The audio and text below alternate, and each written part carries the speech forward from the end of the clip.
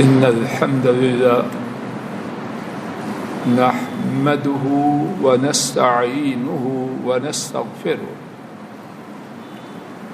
ونعوذ بالله من شرور أنفسنا ومن سيئات أعمالنا من يهده الله فلا مضل له ومن يضلل فلا هادي له وأشهد أن لا إله إلا الله وحده لا شريك له وأشهد أن محمدا عبده ورسوله صلوات ربي وسلامه عليه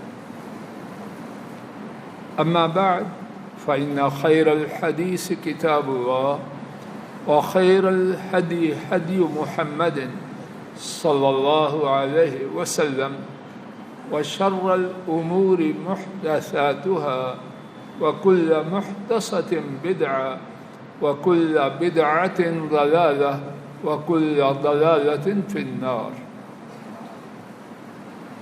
اللهم انفعنا بما علمتنا وعلمنا ما ينفعنا وزدنا علما سبحانك لا علم لنا إلا ما علمتنا إنك أنت العليم الحكيم رب اشرح لي صدري ويسر لي أمري واحلل عقدة من لساني يفقه قولي اس دنیا میں زندگی بسر کرتے ہوئے ایک بہت ہی بڑی سعادت اور خوش بختی کی بات کہ انسان کو نیک عمل کرنے کی توفیق میسر آ جائے، کتنی بڑی نعمت ہے، یہ ایک مستقل موضوع ہے۔ لیکن جتنی قیمتی چیز ہو اس کی حفاظت کے لیے اور اس کو دیر تک اپنے ساتھ رکھنے کے لیے کچھ نہ کچھ آداب ہوتے ہیں، اور نیک عمل اللہ اکبر میری اور آپ کی تخلیق کا مقصد ہی الذی خلق الموت والحیات لیبلوکم ایکم احسن عملا، سورہ الملک، کہ وہ ذات انہوں نے موت اور زندگی کو بنایا ہی اس لیے تاکہ تمہارا امتحان لے کون ہے زیادہ اچھے اعمال کرنے والا۔ جب اللہ کریم آپ کو مجھے اچھے عمل کرنے کی توفیق عطا فرمائے، رب ذوالجلال گواہ ہے، دنیا کی ہر نعمت سے بڑی نعمت، لیکن اتنی بڑی نعمت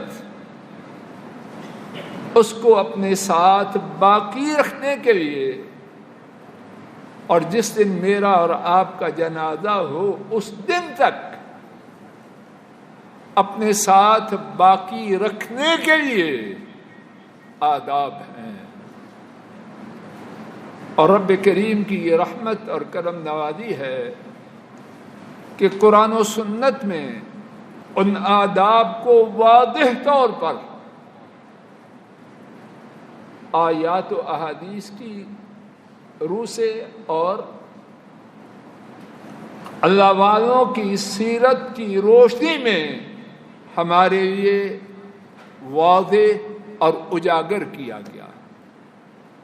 اللہ مالک کی توفیق سے میں ناکارہ یہ ارادہ لے کے آیا ہوں کہ ایسے ہی 4 عادات قرآن و سنت کی روشنی میں اپنی بات کوئی نہیں، اپنے لیے اور آپ کے لیے اجاگر کروں، شاید جو نیک عمل میری اور آپ کی زندگی میں اللہ کے فضل و کرم سے آ گیا ہے یا آئے گا، وہ میرے اور آپ کے جنازے تک جاری رہے اور ہم وہ نیک عمل لے کے قبر میں داخل کیے جائیں۔ ان 4 اعمال میں سے سبق کی طرح نہیں بلکہ سبق ہی یہ ہے۔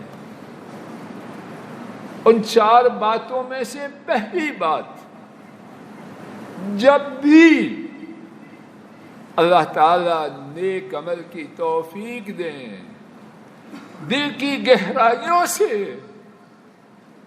یہ التجا جاری رہے، یا اللہ اس کو قبول کر لینا۔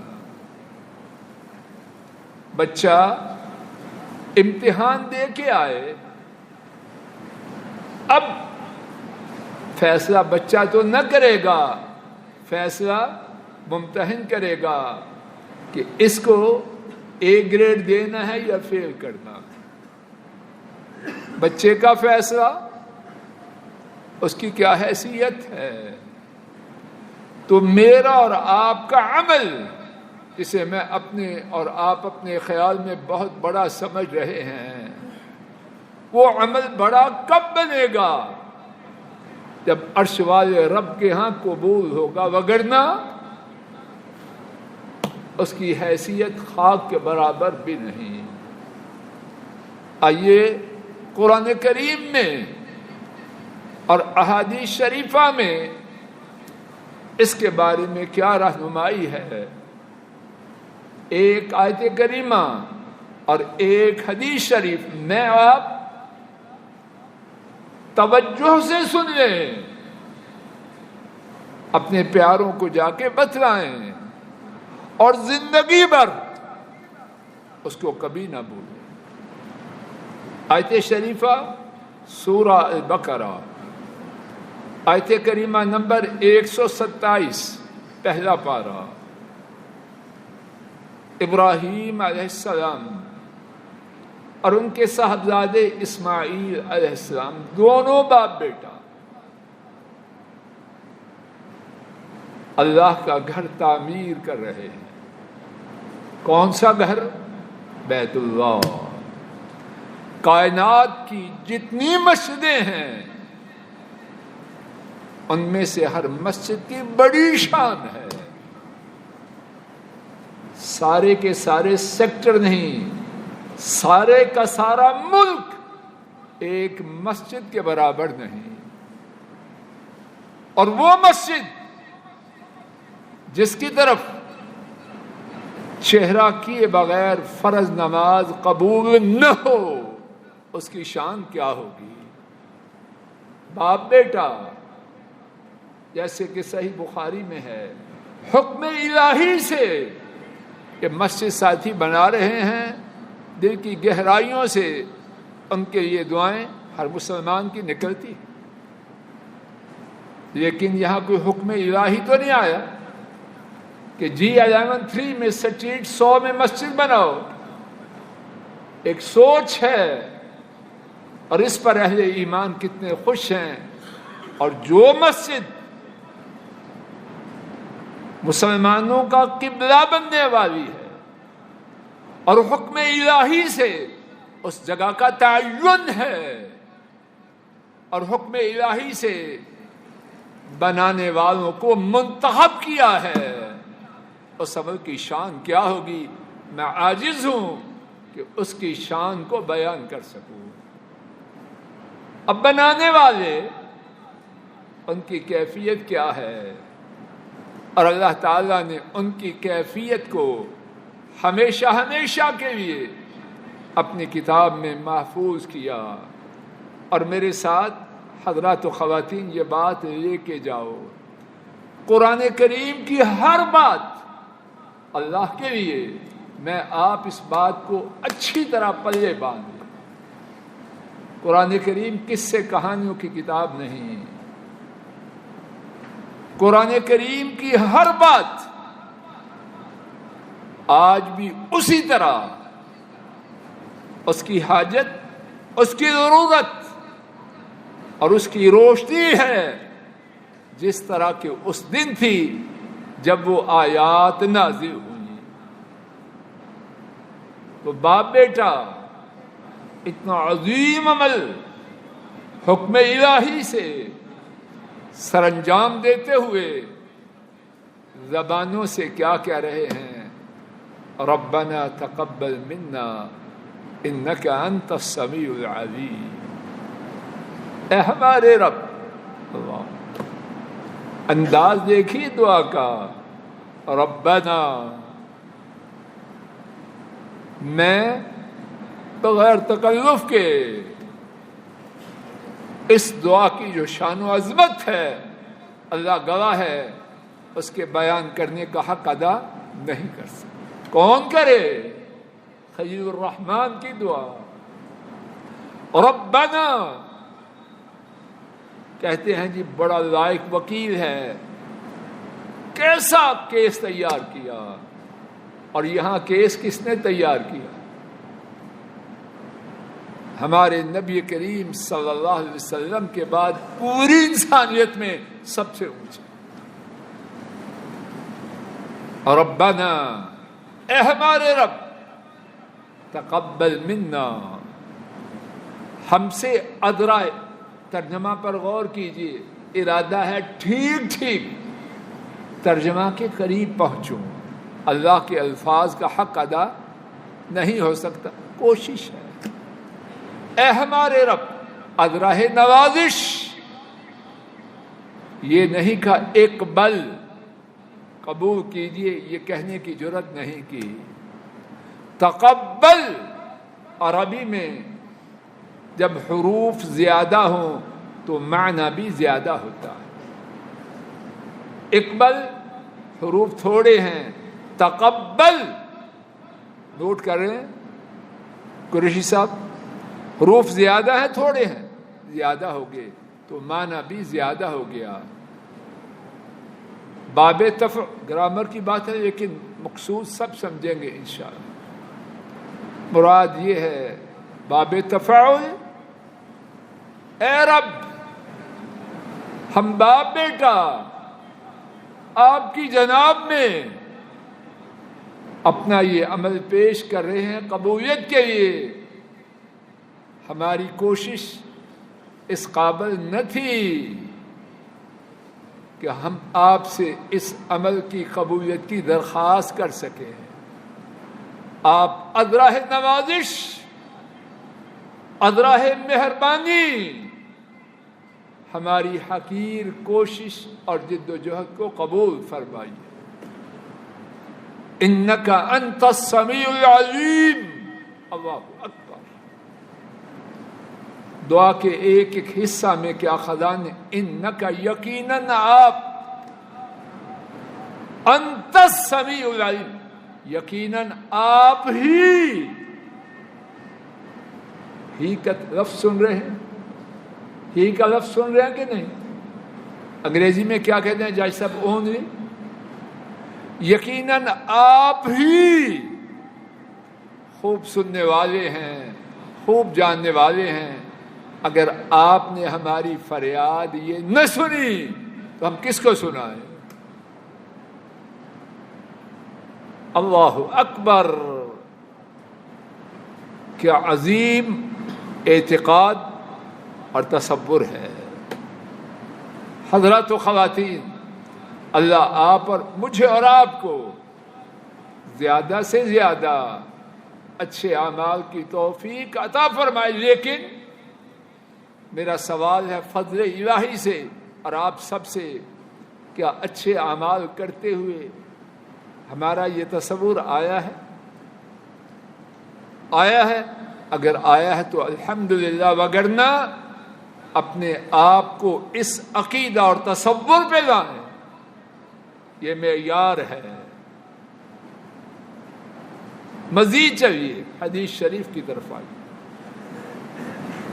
امام احمد رحمہ اللہ، ام سلمہ رضی اللہ تعالی عنہا،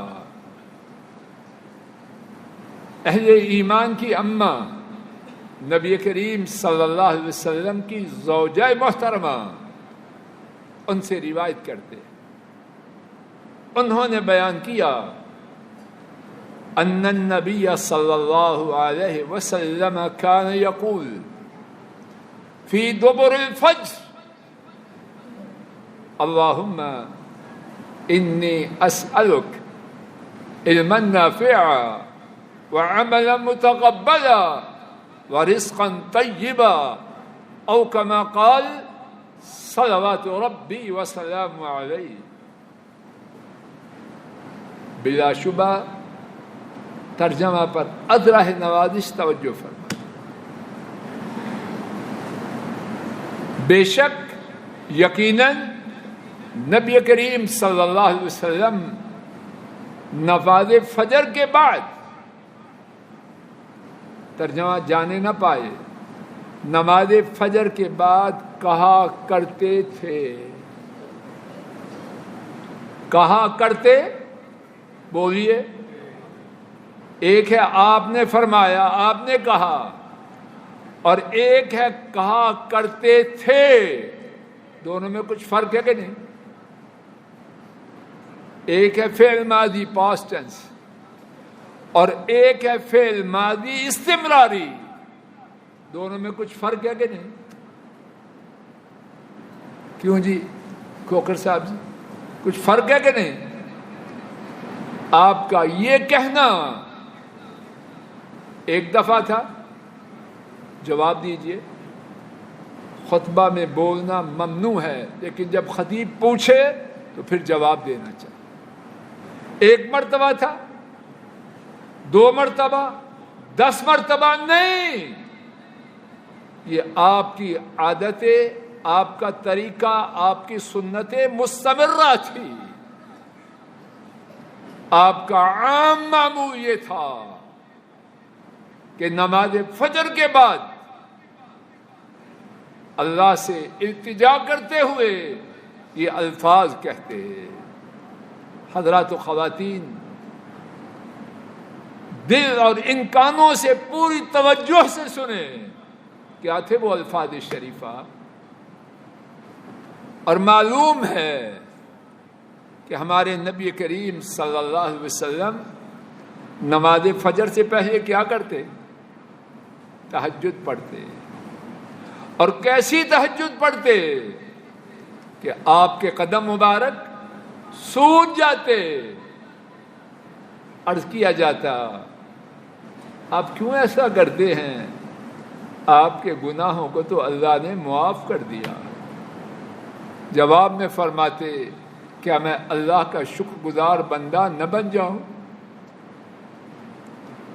رات کی عبادت کہ قدم مبارک سوج جائیں، پھر فجر کی نماز، پھر اس کے بعد اللہ اکبر. کبھی میرے اور آپ کے قدم تہجد میں سوجے ہیں؟ جس کے سوجے ہیں میں نہیں کہتا مجھے بتلائے، لیکن وہ اس قابل ہے کہ میں خطبہ چھوڑ کے اس کا چہرہ چوم. پتہ نہیں کون ہے، اللہ کرے آپ سب ہوں، میں تو نہیں.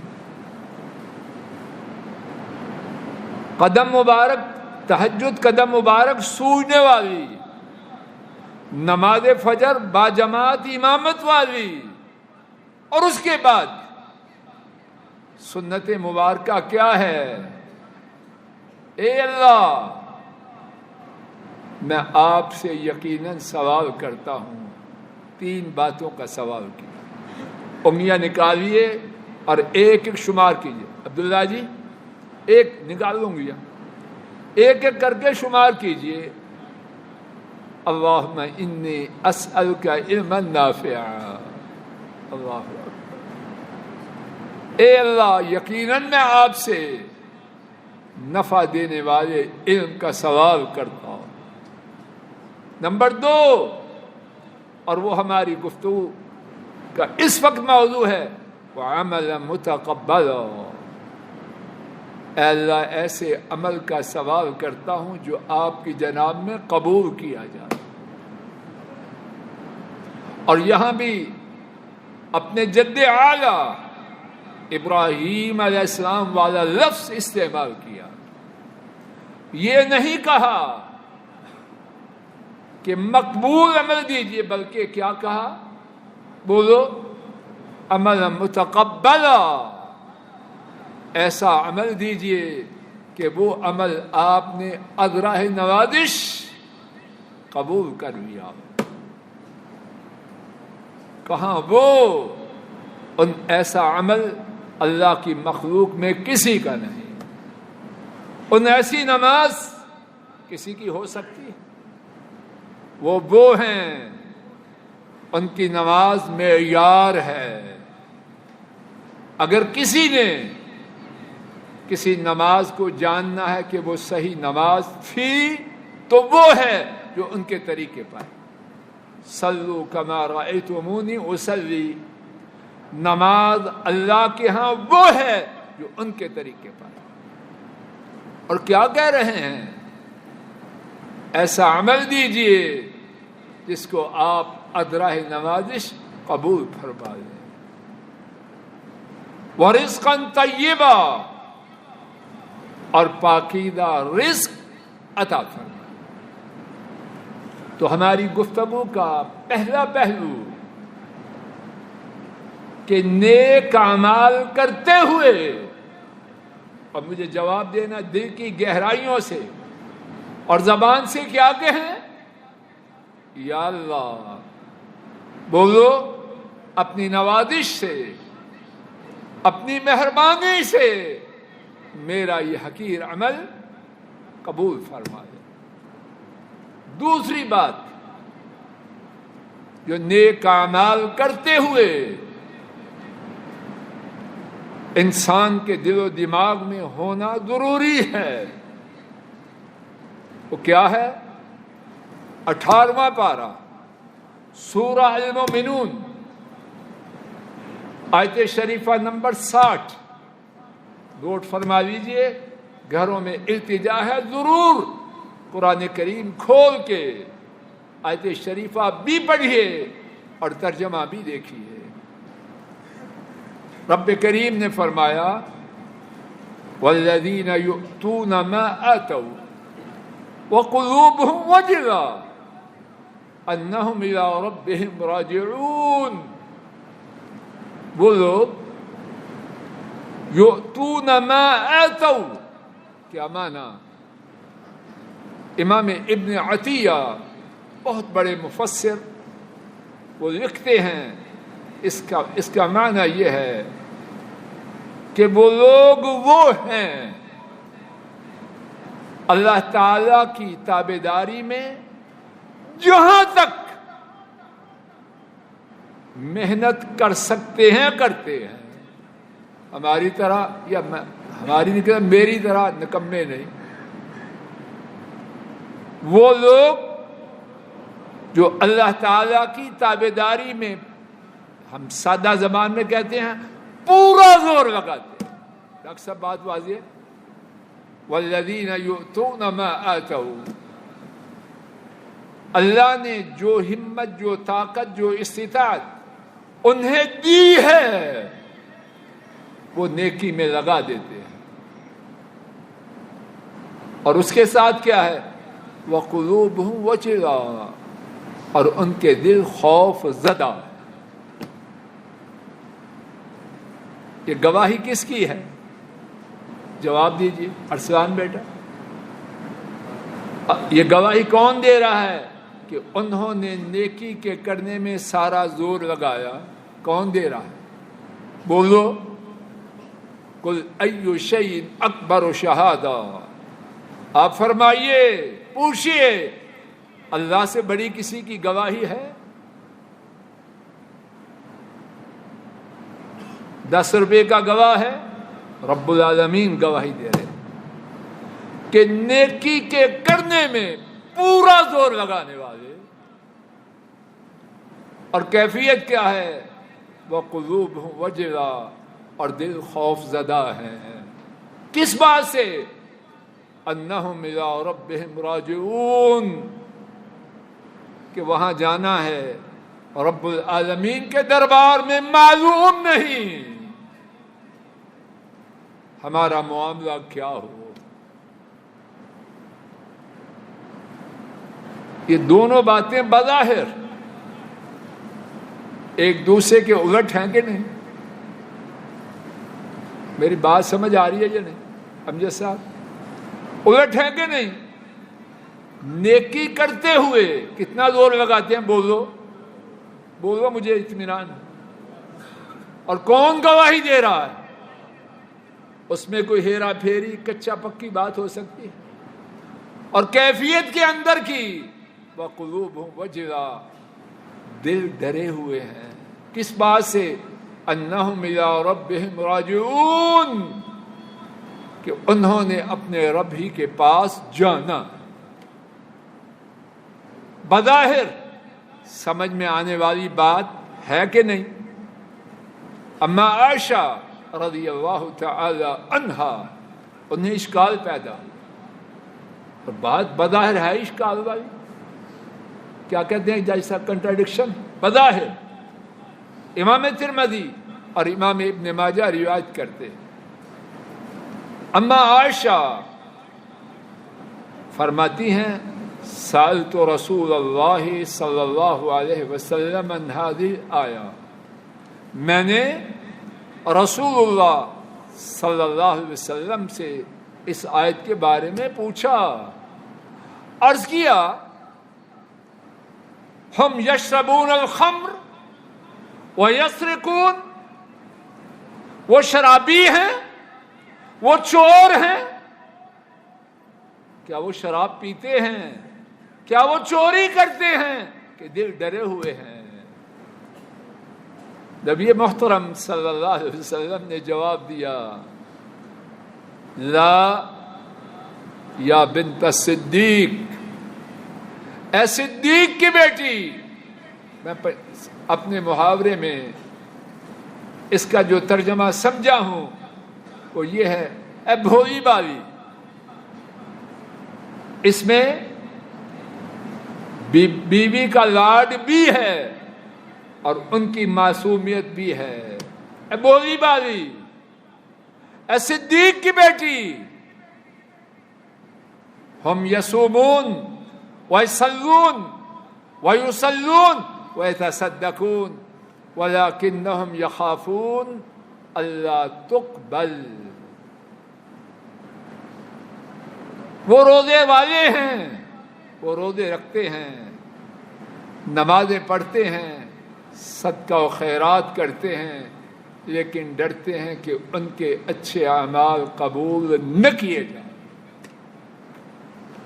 اب پھر رب العالمین نے خود ہی اگلی آیت میں ان کے ڈرنے کے باوجود ان کے بارے میں اپنا فیصلہ سنایا، اولئک یسارعون فی الخیرات وہم لہا سابقون، یہ چور نہیں، شرابی نہیں، ڈر تو رہے ہیں لیکن وہ ہیں وہ لوگ جو نیکیوں میں دوڑ لگاتے ہیں اور وہی اس کے لیے سبقت کرتے ہیں۔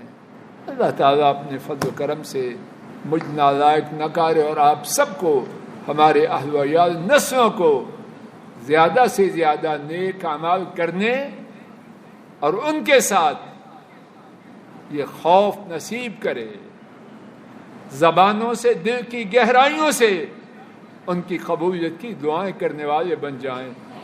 وآخر دعوانا ان الحمد للہ رب العالمین۔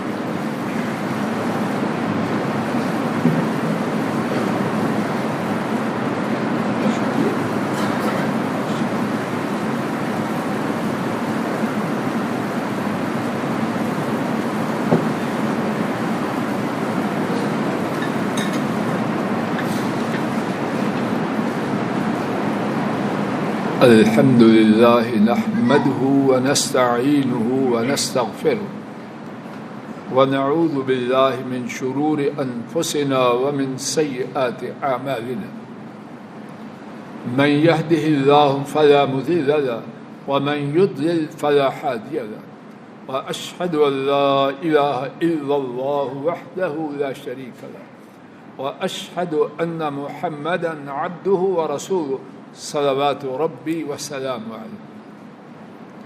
آج کے خطبہ جمعہ کا خلاصہ، اس زندگی میں بہت ہی بڑی سعادت نیک اعمال کے کرنے کی توفیق کا حاصل، لیکن اتنی بڑی نعمت کو موت تک، اپنے جنازے تک جاری اور ساری رکھنے کے لیے آداب ہیں۔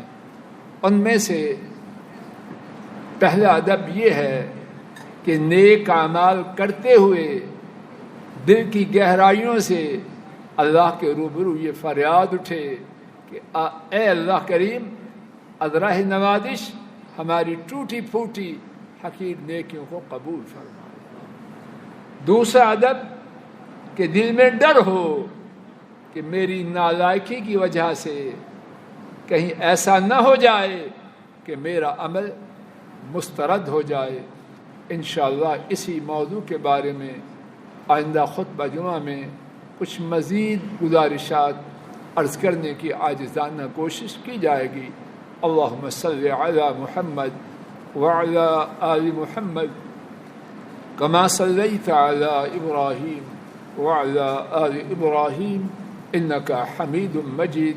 اللہم بارک علی محمد وعلی آل محمد کما بارکت علی ابراہیم وعلی آل ابراہیم انک حمید مجید۔ ربنا آتنا فی الدنیا حسنہ وفی الآخرۃ حسنہ وقنا عذاب النار۔ ربنا هب لنا من ازواجنا وذرياتنا قرة اعين واجعلنا للمتقين اماما۔ سبحان ربك رب العزة عما يصفون وسلام على المرسلين والحمد لله رب العالمين۔